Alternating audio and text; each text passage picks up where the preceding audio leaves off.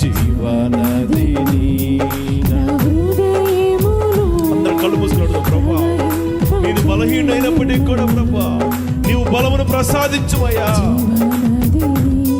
నా హృదయములో ప్రవహింపచేయుమయ్యా. జీవనదిని నా హృదయములో ప్రవహింపచేయుమయ్యా. శరీర క్రియలన్నీయు నాలో నశింపచేయుమయ్యా. శరీర క్రియలన్నీయు నాలో నశింపచేయుమయ్యా. జీవనదిని నా హృదయములో ప్రవహింపచేయుమయ్యా. అందరూ పడదామా? పదం అందరూ పెద్ద పడదాం. నా హృదయములో ప్రవహింపచేయుమయ్యా. జీవనదిని నా హృదయములో ప్రవహింపచేయుమయ్యా.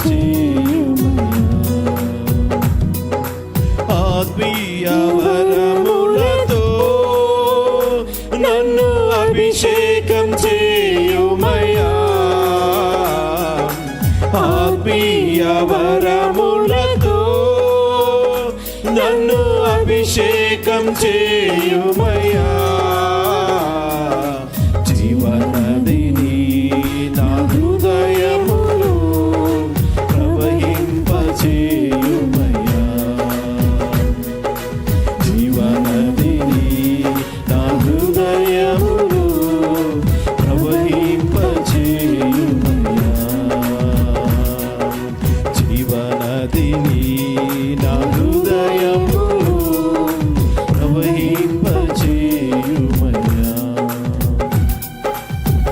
అనేక సార్లు శరీర బలహీనత పొందుకొనొచ్చు, అనేకలు ఆత్మీక బలహీన పడవచ్చు.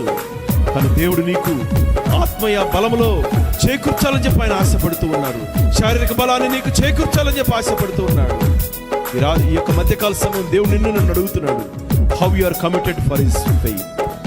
I know there will be a lot of challenges, but by prayerfully, by thankful, be careful. దేవుడు నీకు ఒక డిజైన్మెంట్ స్పిరిట్ ఇస్తాడు. ఆఖరి దినాల్లో జీవిస్తున్నాం. ఈరోజు అనేక మంది కుటుంబాలు రాలేకపోయి ఉన్నారు. శారీరక అస్వస్థత. దేవుడు వారిని మరి దర్శించి ముట్టి స్వస్థపరచాలి.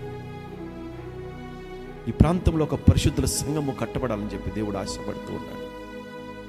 నిన్ను నన్ను అడుగుతున్న ప్రశ్న, are you committed for his faith?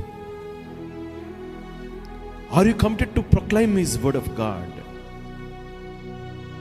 నీ యొక్క సహోదరుల మధ్యలో, నీ బంధువుల మధ్యలో నువ్వు సాక్ష్యంగా నిలబడుతున్నావా? నీకు ఇచ్చిన రక్షణ నువ్వు షేర్ చేసుకుంటున్నావా? లేకుంటే వారి మధ్యలోకి వెళ్ళి నేను అన్యజనుడుగా నువ్వు నటిస్తూ ఉన్నావా?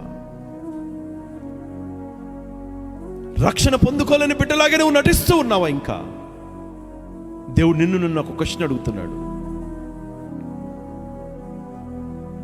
ఆఖరి దినాల్లో యుద్ధ సమాచారాలు వింటున్నాం. ఇంకా నిర్లక్ష్య స్వభావముతో, ఇంకా నటనతో ఉంటే దేవుడి యొక్క మధ్యకాల సమయం ముందు he is asking us to commit. Thank you, Lord. Thank you for your word, Master.